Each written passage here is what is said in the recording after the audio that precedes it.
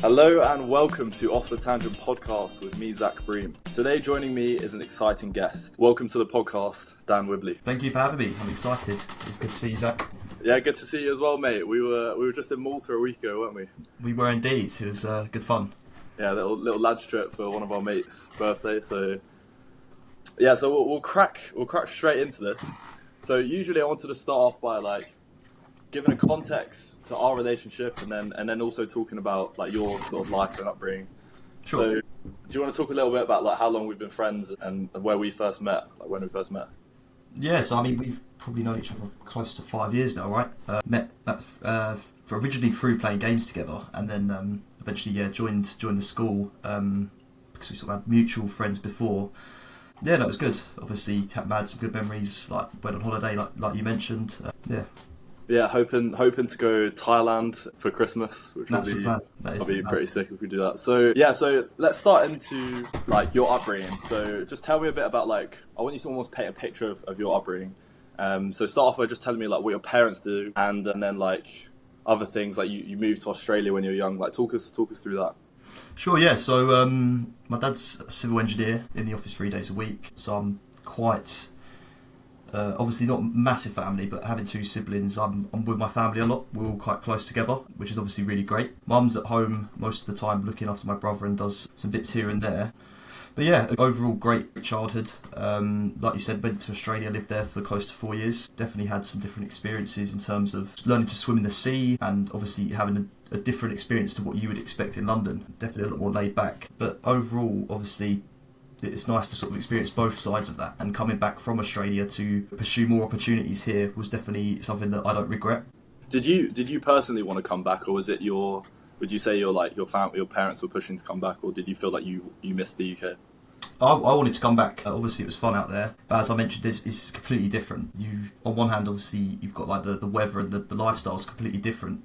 But in terms of, I mentioned, opportunities, there's so much more happening in London compared to over there. Particularly where I was in Perth at the time, there was definitely educationally more stuff going on here, which is something that at the time probably made the right decision to come back, because everything seems to have planned out well.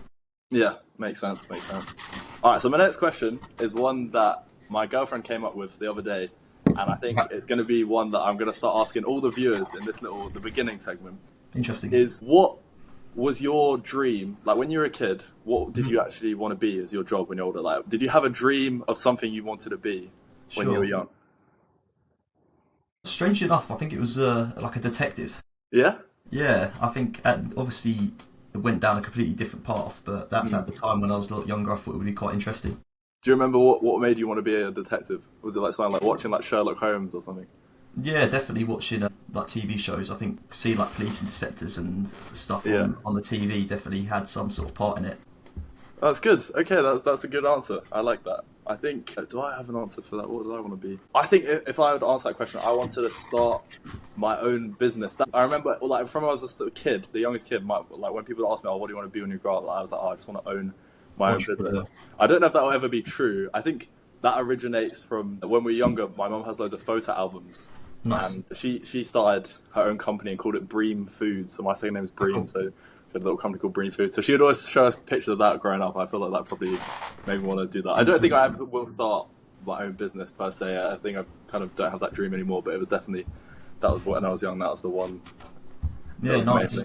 And the beauty of that, I guess, is as well, you're never really too old to start a business. You might just all of a sudden have a brainwave. Say I don't know, you had a dream or some other external factor, and all of a sudden you're like, wow, that could be a good idea, and then it can just take off, right? That's true. I think the thing is with starting my own business, and anyone starting their own business, I just think it's too much work, which I do have a good work ethic, but I think in terms of sacrifices you have to make to start your own business, it's too much. Nvidia's CEO, Jensen Yang, he even said now that looking back, if he had to do it all again, he wouldn't start on Nvidia. He wouldn't have done it. Yeah. Because just the sacrifice he had to make to create something, and you basically can't give up family time and all that thing for 20 years. I don't know if I'd ever want to do that. But we'll see. It's certainly a very all or nothing thing, and it's funny you mentioned him because I don't know if you've seen it online. You see his progression on LinkedIn from where he was a waiter, and he's just was a founder for 30 years afterwards, and it's just like a massive, obviously, jump in career, which is quite impressive.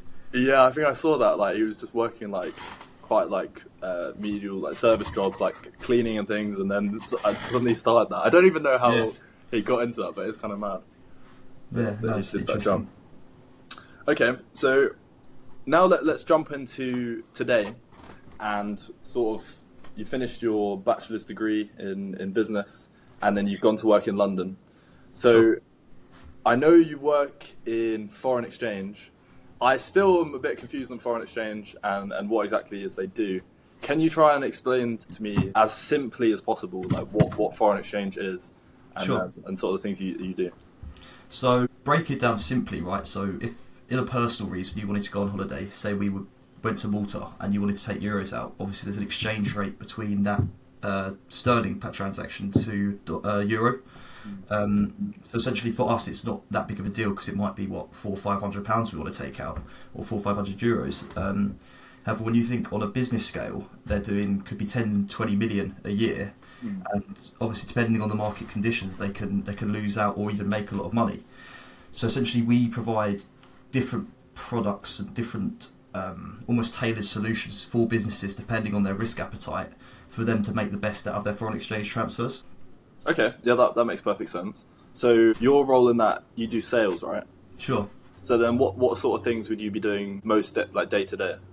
So it's most often it's a client facing role. So I mean, majority of that would be business development, finding new clients to onboard, obviously providing them the worth and assessing basically what products could be best for them, and sort of obviously it's sales, right? So you need to play on their emotions a bit, whether it be selling on feed, selling on greed, or selling on fear. You sort of tailor it depending on, almost get a read of that person. Then other than that, it would be just obviously the more client side. So once you've got that client on, you would be, I don't know, liaising with clients, phoning them up, seeing how it's going and stuff like that. So I had yesterday a meeting, or it was the day before actually, in the Gherkin. Where I met one of my clients right at the top. There's a nice food bit up there, which was quite interesting. So it changes day to day, and obviously it's nice to speak to different people and get, I don't know, you definitely get some good skills from it. And how does it feel like going with clients to the Gherkin? I imagine that's quite exciting to do. It's definitely cool. Obviously, Gherkin being a really famous building as well. Going there, it's almost not like a dream, but I've always said to people at work, it's almost like Suits. If you've seen the show, it's quite funny. It's very like corporate, and when you're up there doing it, you just feel you get a good satisfaction from it. Obviously, meeting clients as well, someone you've brought onto the business, it's good fun. Yeah, so I think it's fascinating thinking about like your journey from like obviously we're talking about what we want to do as kids, like detective, sure, yeah, and then now to like business. What do you think the transition is there, like in terms of at what point you want to start doing that? Because I think in terms of A levels, I think me and you, if we go back to sixth form, we're very similar in probably our dreams of what we want to do. I think we both were quite enticed by like the financial sector in London. Where do you think that came from? Do you think it was shows like Suits, or I think when I trace back to actually my reason why I wanted to get into finance when I was like 16 to 18, I think it was, if I'm being realistic, it was Wolf of Wall Street. Like, I remember I watched that film and I was like, oh my god, that sector. It's the stereotypical sort of thing, isn't it? Yeah, exactly. Like there was in my business class, I mean, everyone absolutely loved that film and wanted to sort of live that sort of life. Do you think that's accurate for you as well, or do you think what would you say? 100%. Whether it be a film like Wolf of Wall Street or sort of the lifestyle as a whole, obviously you've seen these depictions in movies and stuff, and you aspire to be like that. Maybe obviously part of it is having that financial side behind you. Obviously want to make a lot of money and climb up the corporate ladder, and there's that, but there's also the element of, how do you put it, it's I don't know how, maybe. Yeah, it's sort of, but it's fun. And obviously going from uni, I never really had before uni in sixth form, I never had a goal, never really have. So that's why when you ask what I wanted to be when I was younger, it sort of threw me off a bit, because I've nothing was clear set. I think some people are very lucky to know they want to do this and they go down this route and they know what to do beforehand.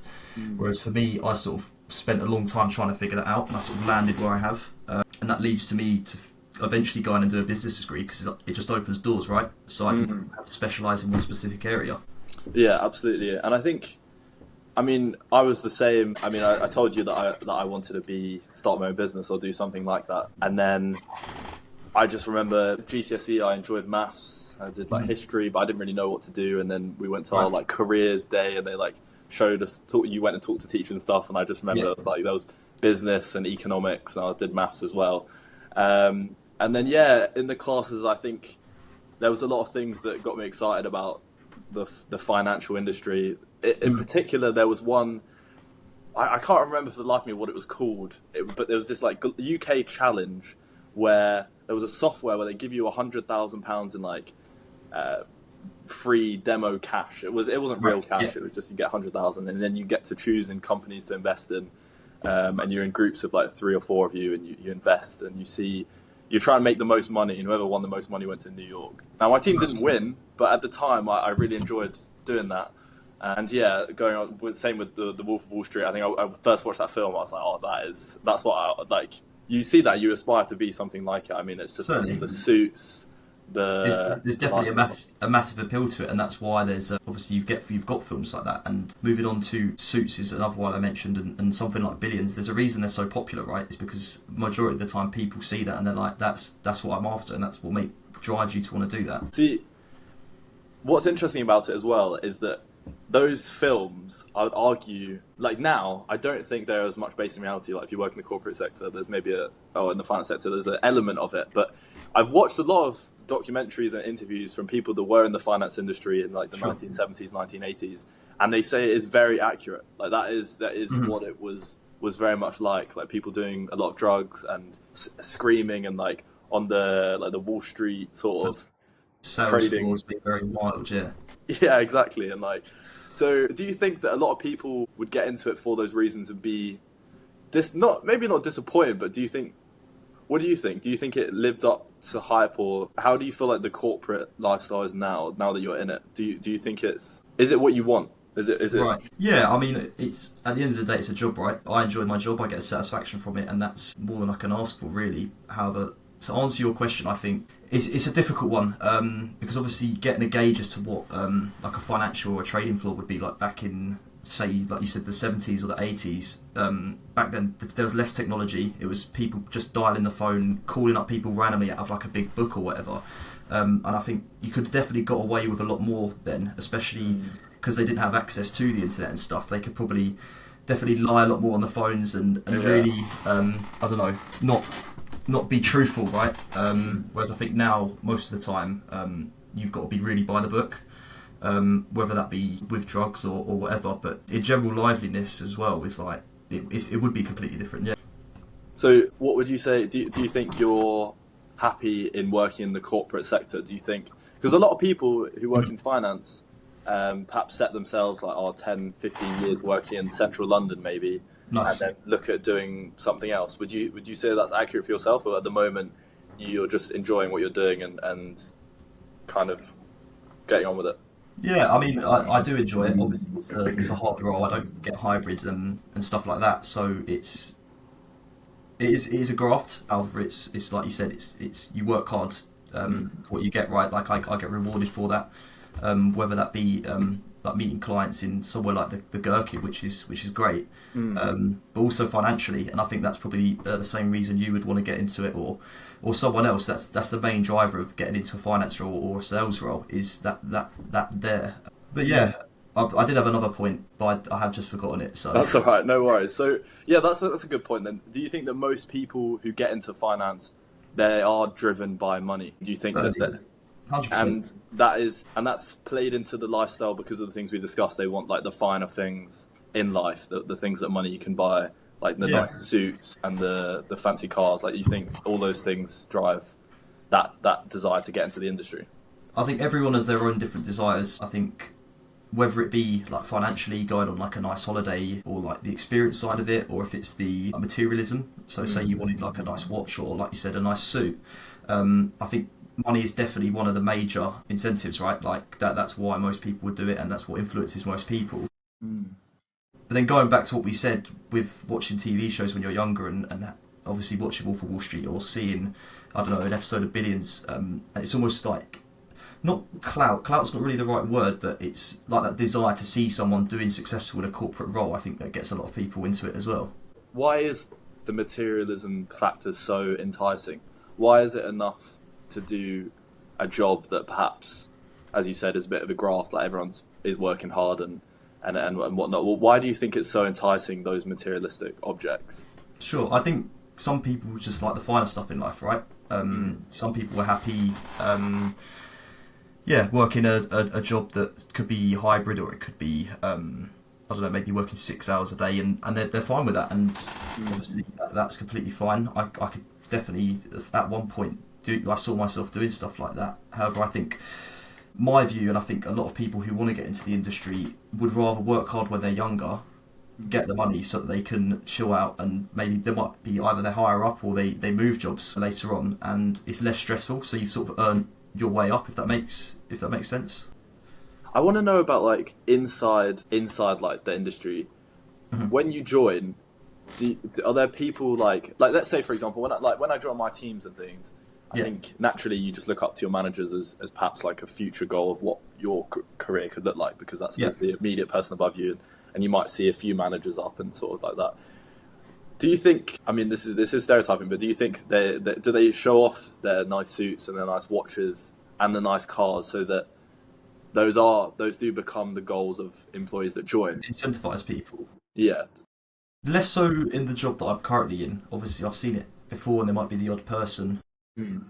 But I think it's more just seeing the workload of what they do in their job as a difference, and understanding that they do get paid a lot more than you, but they're basically getting paid for managing a team, right? A lot of my stuff's commission based, so if I brought on a deal or my colleague brought on a deal, my boss would be getting about 4 times as much as I made. But that's because obviously he's got the experience and he'd be the one closing that. But going back to what you said about like a long-term plan, it's definitely something you can look up to, because you see that, and you see someone who's maybe, I don't know, late 20s, early 30s, and they're making 6 figures, right? And working half as much as you. So that's definitely a massive factor in obviously staying with the job, right? Yeah, that makes sense. I think it is a tough decision to make which industry to go into. I mean, when I look at my career trajectory, it's not really clear. I mean, at the moment I'm in engineering, but this summer, I think I mentioned to you that I'm going to be going to work at a bank for the summer just to see how it is. And I think it will be an interesting experience to see what the London corporate life is like. I mean, there is something enticing about like the fact that I'm going to be working in Canary Wharf. Like, there's something enticing, and like, I don't know, I think there's something about even just the image and the ego of it. I think even though I don't want to accept that there is like an ego thing that goes alongside working in these places, but there definitely is, like saying art to people that I'm going to be working as like an investment analyst at Canary Wharf. Like, it just even though I don't want to feel like makes you sound important. That's what I think it is. It makes you sound important, and obviously people could say as much as they like, oh no, I didn't do it for the money, or I didn't do it for the status. A bit of you did, right? Yeah, and I think it's a funny thing to be self-aware that it does make you feel like that, because I think when you're aware of it, it's like, well, then do I actually enjoy it or do I not? I think I've battled with that emotion for a long time. I think social media is another perfect example of that, where personally I love to travel, but then because I used to post about all the time on my social media, I'd feel like, oh, do I actually enjoy it, or do I like that people see me traveling, and that kind of inflates an ego. So it's, and then for me, the only way to truly know if that was true, that I did enjoy traveling, was to kind of delete social media, which I did, and I still enjoy it, fortunately. So it kind of proved to myself. But yeah, well, do you think for yourself as well, it is a sense of ego that these sorts of roles, like, they do inflate ego, and that in sense encourages you to continue on? Certainly, yeah. Part of the reason I've joined the job is obviously I like the status of what I do. Financially, like you said, is one of the main reasons, but having that sort of status and going into London, working around big buildings and skyscrapers and everyone in suits is definitely something that it keeps you going, right? Like it makes you feel important. Do you think, so you lived in Australia, I know you were quite a lot younger, so maybe you weren't as aware of it, but the UK is quite known for having a class system. We're a class-based country where people are very aware of their place in this class system. Okay. Do you think that was as prevalent in Australia? Do you ever think about the class system, or or just subconsciously, do you think you kind of aware that you might sit on it, but you don't really think about it? Are we talking about what in Australia or just as a whole? I think, I suppose we could start with the UK. Like, do you think ever of the class-based system? Like, are you aware that you might be in a class-based system where you have like working class, middle class, Certainly, or yeah. upper class? Well, there's of course there's a class system, right? And it's a spectrum, and however you group it, whether it be based on like wealth or where you live or whatever, Mm. there is a class system. Then there's that upper echelon at the top, right, of super wealthy people that probably wouldn't be in the class system, or they might be in a subsection higher than upper class. I don't know how it goes, but there is that, and obviously in the UK, like you said, it is a massive thing. You'll have, funnily enough, in London actually, you would have places like somewhere in like West London where it could be like a block of council flats, really working class people, and then opposite can be people in £7-8 million townhouses. And it's just like a massive difference, right? And it's all such a small area because the city's so busy. Whereas you've got somewhere like Australia, which I would say is completely different. Definitely a lot more segregated because the place is bigger. But I would say it's the class system, from what I know anyway, obviously I've been there in a long time, it was definitely less class-based. I think obviously you're still going to have the socialites and the social elitists who have I don't know, like the most money, the most power, and most connections. But I think in Australia it was a lot more laid back in the sense that people, I don't know, it wasn't really separated as much, I guess. I don't know, people sort of they'll be bunched together, and it was less so about people sticking with the same class, as I guess, right? Yeah, because I think, I mean, I talk about this a lot with my girlfriend because in Denmark, the class system it's barely prevalent at all. Mm-hmm. And I think it makes me realise how significant of a role it plays in shaping people in the UK. I mean, talking about like we get egos from doing these certain jobs. Whereas in Denmark, I feel like it's so much less. It's not really thought about. I mean, you have so many factors in the UK that contribute to this. It's like even a simple one is your accent. I mean, like depending on where you're from, you have an accent, which people group you into almost like you can group someone into a class based off their accent in a way. Sorry, I think you just Whereas cut in out Denmark, briefly like no there. matter where you're from, no matter what accent. 1 second, mate. Okay, no worries. Yeah.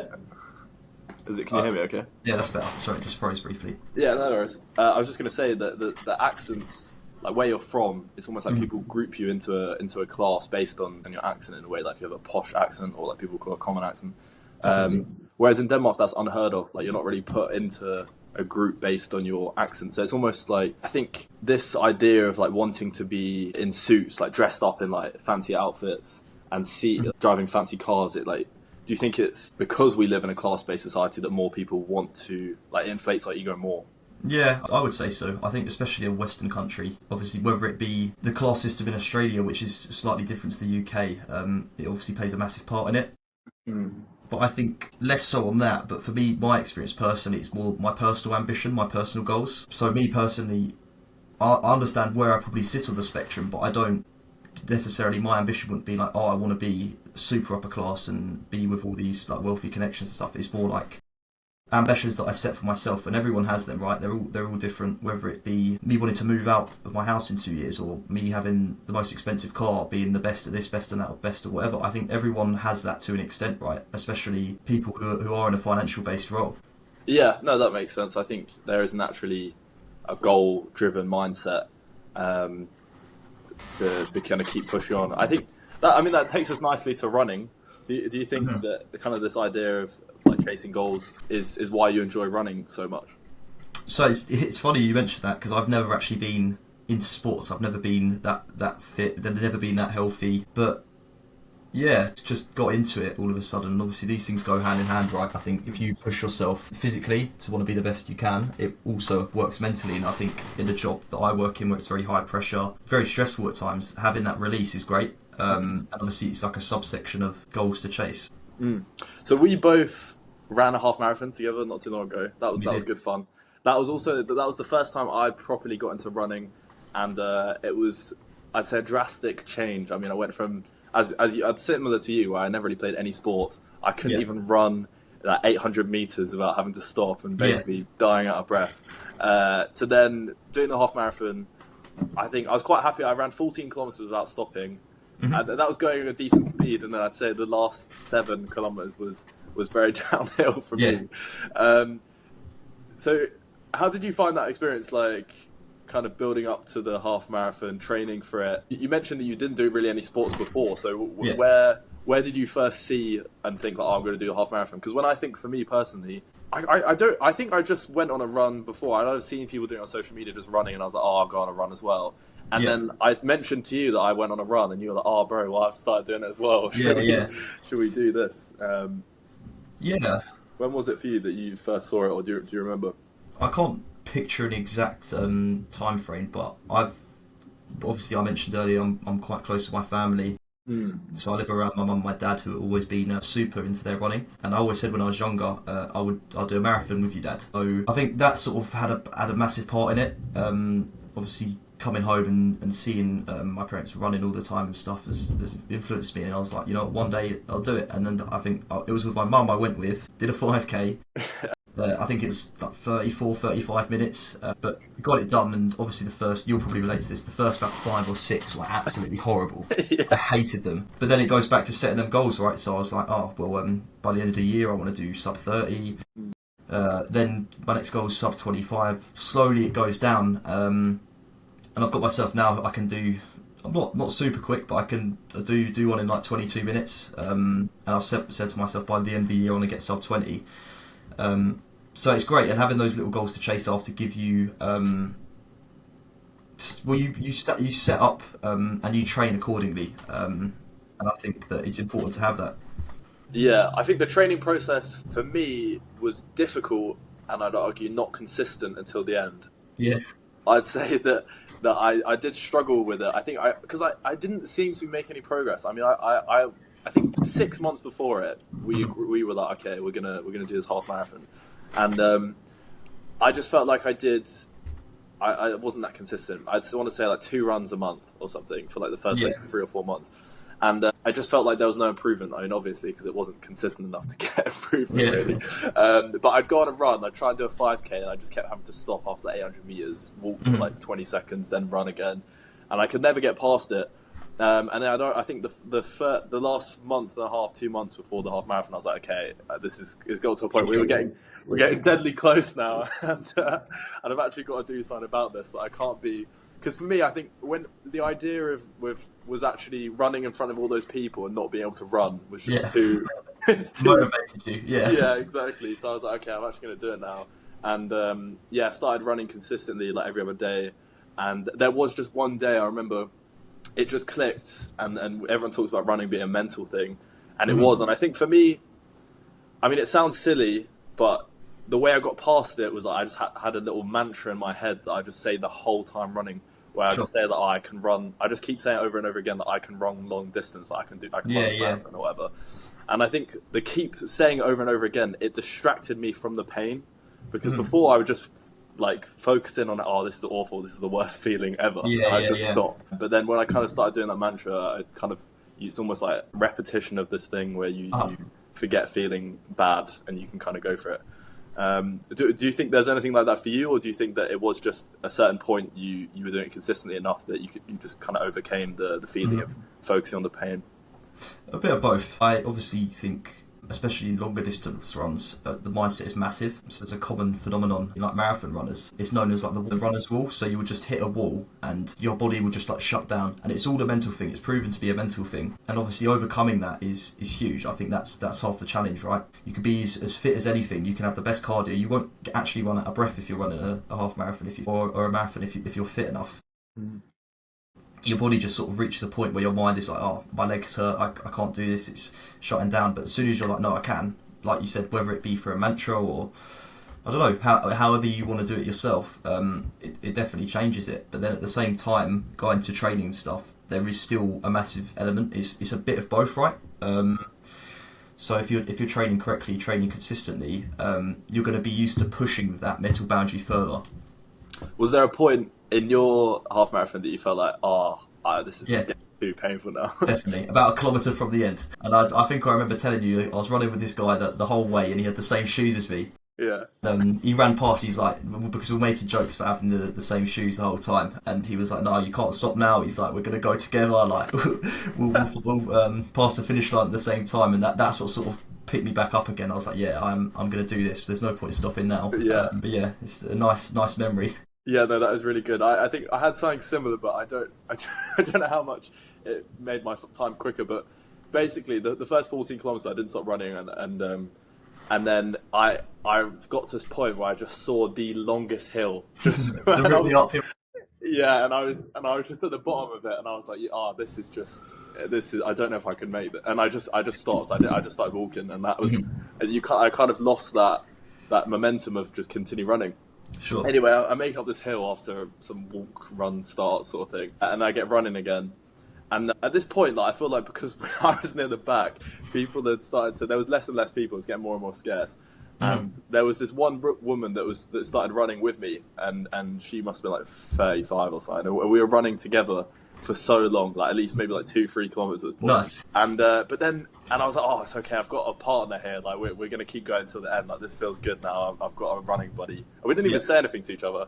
But then all of a sudden she just stops, and I turned around and I said to her, I was like, you can't stop. Like I need you. You're keeping me going, yeah. Yeah. I was like, I can't finish if you don't keep going. And she was like, oh, okay, like we'll keep going. So then we run and we're like chatting for a bit.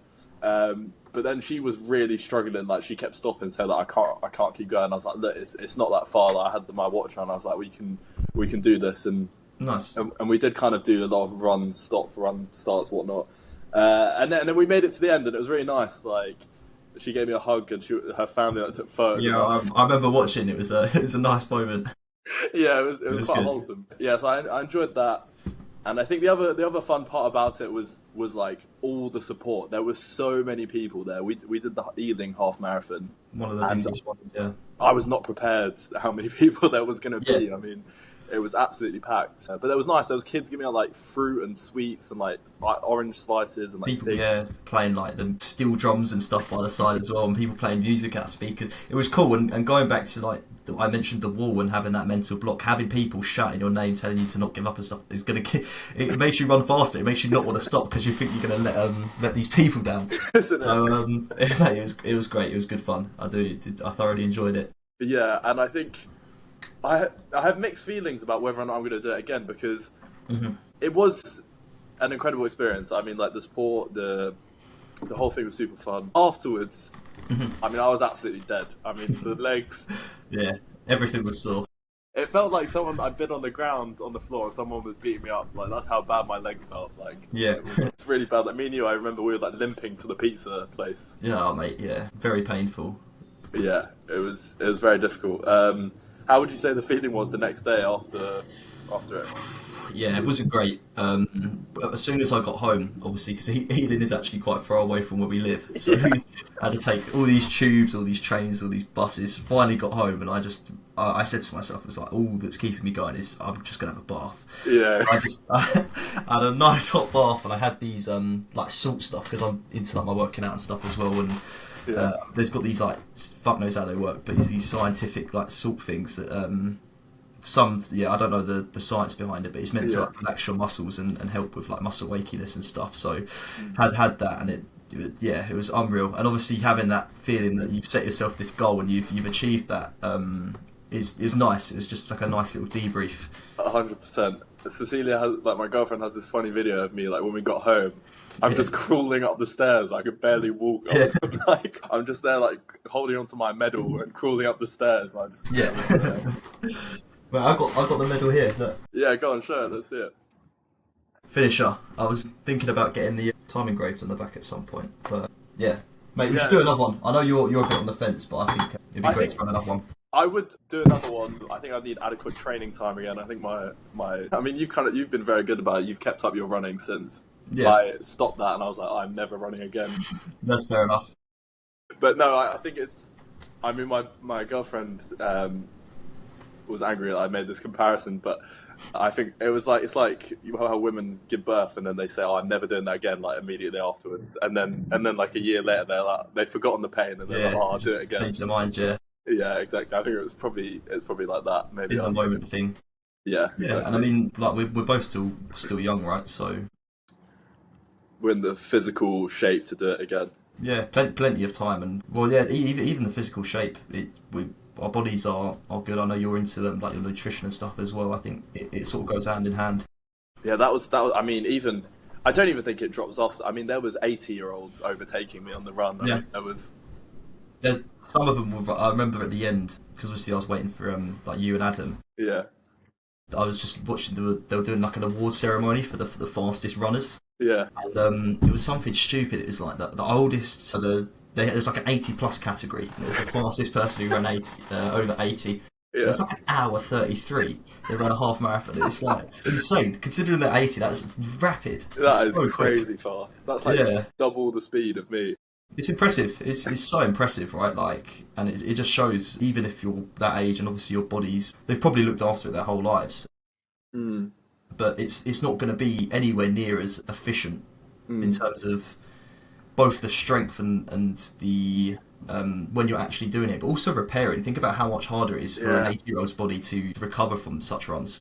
Yeah, I mean, you were looking at probably like weeks and weeks of it taken to repair. My grandma's pretty healthy. I think she's almost 81, and she like tries to. She doesn't go on runs, but she goes like hour-long walks every single day.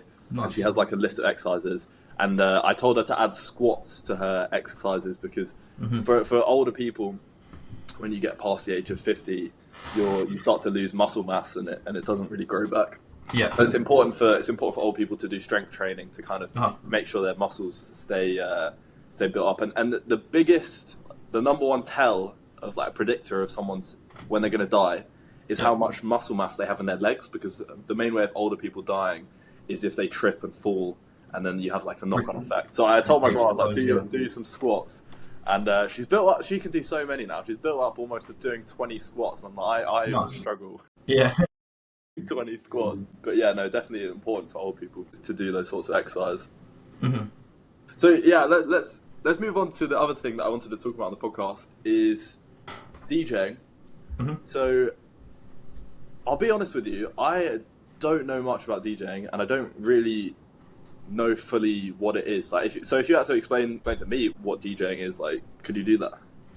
Yeah, well, I mean, if you break it down, it's relatively simple, right? So you've got two songs. In my case, it would probably be like an electronic music song. If you were to play them without DJing or without mixing them, it would just be, obviously, one song plays, and then once it's done, it would play the next song. So what DJing is sort of being able to mix the two together, but whilst keeping them sounding good, because obviously you've got songs at different speeds, they might be in different key, it might sound completely different, there might be a really bad clash. And you'll probably see that if you have a feature like I can't remember what it's called, on Spotify, where it automatically like blends the songs together. Oh yeah. And it probably half the time it sounds horrible because you've got two completely different songs, probably different genres, and it's just not great. So yeah, DJing's the art of mixing that together, and obviously getting really creative and having putting some fun into it as well, and putting your own sort of taste and your own passion into that. So you've been doing DJing for a couple of years now. What would you say, like, what's the DJ's role, do you think? It depends on the situation. Most of the time it would be to obviously have the people in the audience dancing, make sure people who are listening are having a great time. Okay, so it's almost like, imagine if they're like vibing to a song, and it's like you don't want to kill the vibe with that little interval. Yeah. And it's a way to like keep it going, that like energy levels. Yeah, so it's as a dance floor or dance DJ where I'm mixing like house and stuff, it's keeping the crowd dancing. But you also need to consider that we're human, right? We can't dance like 10 hours straight or however long they're in the crowd or at this party or whatever. So that you can raise it up at moments so people are dancing and getting more excited. And then there's bits where you sort of bring the tempo down a bit and let people sort of just chill out for a little bit as well. Okay, I see. So it's almost like there's like an art to like planning at what point like you want certain vibes and other points. Controlling the vibe. That's what it is. Okay, I see. And then you do that by raising the BPM to higher when you want to get people actually moving. Yeah, sure. Raising the BPM, obviously having a specific song that's really popular and everyone, oh wow, you sort of read the room and understand what people are liking and what people aren't, and you might have a brainwave, be like, oh, this song would be great, and you play that. There's definitely that sort of element, and it feels really great to do. But the thing that sort of made me get into it is I remember being at this party at uni. Yeah. and it was just absolutely massive, loads and loads of people there, and it was just on this like table. There's obviously this guy DJing, and this guy just came in just after some party or something. He's quite a famous DJ now, and literally like just walks in, plug his USB in, and all of a sudden everyone is just going wild, and he's just controlling that. And there's something just that sparked me. I was like, that is actually so cool. I want to do that, and obviously I like my music as well, so it's sort of ever since then I've enjoyed it. Yeah, definitely. I mean, because to be honest, I don't. So I said before, I didn't really know much about DJing. So I like, in terms of like, I was just researching before doing this podcast, and I was looking at like some of the DJs, and I was watching one of the famous like events. It's called Boiler Room, where they'll get different DJs in, and you'll see like the crowd and whatnot. And I was watching one of the Boiler Rooms at Tokyo with the artist. I think it's Yukimatsu. You know that guy? Yeah, the bald techno guy. Yeah, and he did like his intro for the first song, and for the first 5 minutes, I was like just bewildered. Like, it was so incredible how he got the crowd so hyped, and the song choices and the mix, and it was very impressive. And I was like, oh, okay, that's the art form in it. It's like it's almost trying to curate a feeling for the crowd. I think. Yeah. So, what do you think differentiates a good DJ from a bad DJ? Well, I mean, as you mentioned, it's an art form. I think if you break it down technically, DJing, especially with the new equipment, so we call them CDJs, it's obviously what you see in the club, or like a controller, it's a lot easier than it used to be. So because of that, you are going to get DJs that aren't as good. I think actually learning how to mix in itself is easy. I think the real talent is just the song selection, and obviously using that skill set that you know how to use the equipment and implementing that onto great songs that you've chosen is sort of the talent. So obviously you've got people who can do that great, and that's why they'll be booking out shows, whether it be in Ibiza or if it's more locally. You've got people like Carl Cox who have been in the industry for like 40 years, and they've gone from mixing like vinyl all the way to the new stuff now. And I think it's something that I don't think comes instantly. A lot of factors go into it. I think some people definitely are more musically talented than others, and it's something that I've never really been massively talented when it comes to music. And for me personally, I've really had to delve into the knowledge and get more of a feeling for it. Yeah, and you're part of the Coney Collective. Do you want to talk to us about what that is and how that came about? Yeah, so it's a group. There's 3 of us who actually DJ. There's a few others obviously that make music as well. We're just a group. Obviously, we want to share our passion, whether it be on YouTube. So we put a lot of like mixes out on there, and done some gigs here and there as well. It's been great fun as a way to share that sort of passion with other people, and it's obviously great bonding as well with some of my friends, because we've got this passion and we can go do this, record a mix or practice or whatever. And is it kind of useful to create a mix and then get feedback from people that are also interested on what works and what doesn't? Yeah, so once you've sort of built it was harder at first when you've had less people listening to it, but once you've sort of built an audience up and you get people commenting on YouTube saying they really like this song or etc., obviously you get a better understanding of, okay, what you're going to do next time. But it's nice to just build up that following as well. You get a lot of satisfaction from it. Do you have like an ultimate goal with the DJ? Like have you imagined what it would be as the high point of what you would potentially aim for? Yeah, I think getting a residency somewhere would be cool. What's a residency? So a residency's like consistently playing at one place. So I think a residency at like a cool venue in London would be great. Don't get me wrong. If I could get paid the amount of money that I'm after to do it, I would take that in a heartbeat, because it's my passion, right? But you've got to be realistic. When it comes to like DJing and stuff, not many people actually can make it a career. Because it's obviously so many people want to do it, it's really difficult, and you've obviously got to be really, really good.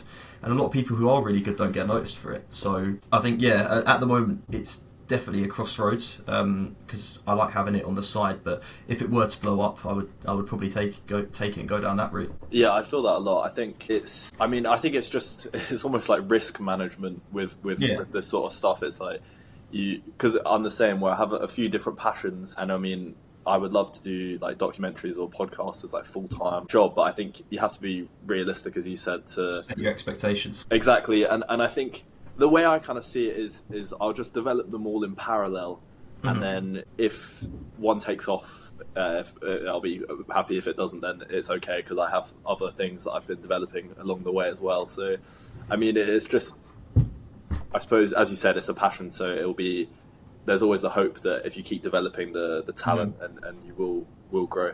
I mean, it's definitely, I mean, there's been progress for you specifically. I mean, you did the stuff in Piccadilly Circus, didn't you? Do you want to talk about that? So yeah, that was a sort of a bit of a residency. So we did about 4 or 5 in Piccadilly Circus. So it's right opposite the main square. That's quite cool. It's a really interesting venue as well. So they had like an art gallery upstairs that was like street art, and it's all this sort of like cultural stuff behind it. So it was really unique, and obviously DJing in such a popular place where you've got loads of tourists walking past, and it's obviously the Piccadilly Circus, right? Everyone knows it. So it was really, really good experience. Yeah, because I was away. Like, obviously, I'm in a different city to you at the moment, like just doing work experience, and I just see on your story that I just see that I'm Piccadilly Circus, like doing that sort of gig, and I was like, what is Dan doing? Like, it was definitely crazy, and the way I got it was actually through one of my mates that I went to school with. He does like the photography and stuff, and all the videos and stuff. So yeah, he sorted it out for me, and it was really, really good fun.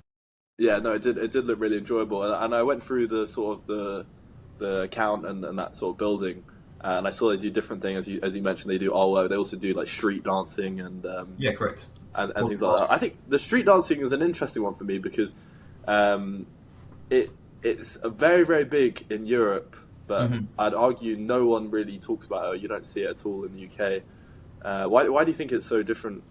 Why do you think it's not really big here compared to the EU? No idea. It must be a cultural thing, right? It must just be ingrained in their culture, whereas here it's something completely different. I don't really know. Yeah, because when I was in Denmark a few months ago, there was a whole like street dancing, like urban event sort of thing, and me and my girlfriend, we just went on a walk, and we just see like massive tents and like massive speakers and hundreds of people. Like, what is going on over there? Like, we'll go have a look. And then there was just like a whole pop-up street dancing tournament. Oh, cool! Yeah, that's crazy.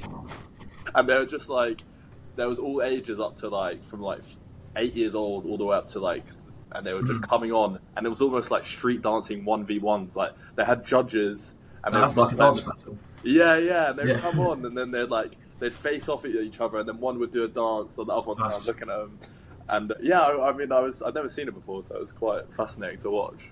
Yeah, I think going back to what you said, and that building specifically in London, I think when I was speaking to the creative director, the guy who obviously I got put in contact with through my mate James, that's what he was saying. He's like, it was nice to just have people maybe like younger who aren't, or they're still in a position where they're thinking, oh, what am I going to do when I'm older, or whatever, and having them maybe see people do breakdancing or see the DJ and see sort of like this the culture from the streets. It's inspiring, right? And you're obviously sharing like your passion with other people. I thought it was quite impressive that they were able to get that sort of space in very central London, in like the most prime real estate in a way, like just on Piccadilly Circus. It was impressive that they were able to get that space. Do you know much about anything about that sort of organisation, or like the funding or anything? Or I don't know. I think it was something to do with the tenancy agreement on the property. And I think they were going to like turn it into apartments or flats or something, but they couldn't do it for I don't know exactly the times frame, but it was basically left derelict for a while. So obviously these guys have just come in and managed to secure it for what they want for a certain amount of time. Do you think it's something that the UK government need to encourage, like kind of getting young people more into the arts and culture? Because you see in places like Germany, they have like an arts fund, so they will subsidise the arts, the cultures, music, young people, like people going to watch those sorts of events. Do you think that's something the UK needs to see as well? Certainly, and I think particularly the scene, I hate to call it the rave scene because it makes it sound so like party-esque, but when you break it down, focusing more on the music and the events and the nightlife and stuff, I think it's something that is dying down, and I think the government could definitely do a lot more to support these businesses. But yeah, I mean, that's a whole nother discussion, right? Yeah, and I think, I mean, just even, you talked about the rave scene there, I think it's so part of UK culture, like so historic. Even things like squat raves and things like that. I had a friend who I met years ago when I was like 16, and we worked at the co-op together. And I was working with him for a year before I found out that he organises squat raves. So he will have like a WhatsApp group of like 300 people, and he'll send out a text of a location, and then they'll all meet at some like derelict abandoned building and organise raves. But this goes back to like the 80s. This really started off, and people would, even alongside motorways, they'd find a random abandoned building and just sort of organise raves. So the rave culture in the UK is a historic one, and I think it's become more organised. I think, as you said, it would be a shame. It's definitely exactly. And it would be a shame if we were to lose like part of that history. So I think it is important to sort of keep going. But we're coming towards the end of the podcast. So I wanted to talk finally on what the future looks like for you, like the next 5 years. What are your sort of hopes and dreams for the next few years? I don't know. It would be nice to move out. I mentioned it briefly earlier. I think in terms of my professional life, I think getting some more success there and having a few promotions and pursuing my way up the corporate ladder would obviously be great. At the same time, onto the DJing stuff. Obviously, you mentioned that element. That's my passion, right? So I'm going to stick with that. Try and build some more traction with that. I've got another gig coming up. It's a fight night, and that's in 2 weeks. So that should be really, really fun. So at the moment I'm enjoying where things are. It's just like you said, it's putting what you want into life to get what you want out of it. Yeah, absolutely. And that fight night, you told me about that is an exciting thing coming up. And I think any sort of gigs or events you get are useful for probably like developing your craft and getting experience. And I imagine it's like a lot of things where if you build up like your portfolio of experience, then you almost have a better chance as it comes for future opportunities to come at you. You have a better chance of almost like grabbing them. Very, very exciting. Yeah, you got any final thoughts before we finish up? Yeah, I mean, I was just going to mention that it's like a CV, right? And that's where social media has a massive influence on it, especially with technically it's your own business, right? So we've got one of our friends, Ollie, I think he was on the podcast 2 or 3 episodes ago. He's very big into that. Obviously, he's a producer, so he's very talented when it comes to branding himself, and he's had loads and loads of success with that. And social media plays a massive part in it, the generation we're in now, and having this portfolio of stuff you've done, whether it be videos, pictures, whatever, is huge. And that's when you do get a job like that, events or wherever you're playing will want to see that before, as that's sort of your clout. Yeah, definitely. And I think, I don't know about you, but I think Ollie's, people like OJG, that's his tag name. I think his success, be it like me and you being close friends with him, I think his success kind of showed to us that it is possible. It rubs off. It 100% rubs off. Like it shows you it is possible to do well in social media space, in the music space, or whatever sort of creative passion you have. It is possible with consistency and the work ethic. You definitely can get there. So I think we all kind of looked at that, and I think we all now are kind of pursuing our own sort of dreams with those sorts of things. So it is an exciting time. But thank you very much for coming to the podcast, Dan. It's been very fun to I've enjoyed it. Yeah, no, definitely. We'll have to do it again at some point. Absolutely. I think it'll be interesting. We'll come back on in a year or two, and then we'll see how things have progressed and how life has changed. Nice. So thanks a lot, and have a good rest of your day. Cheers.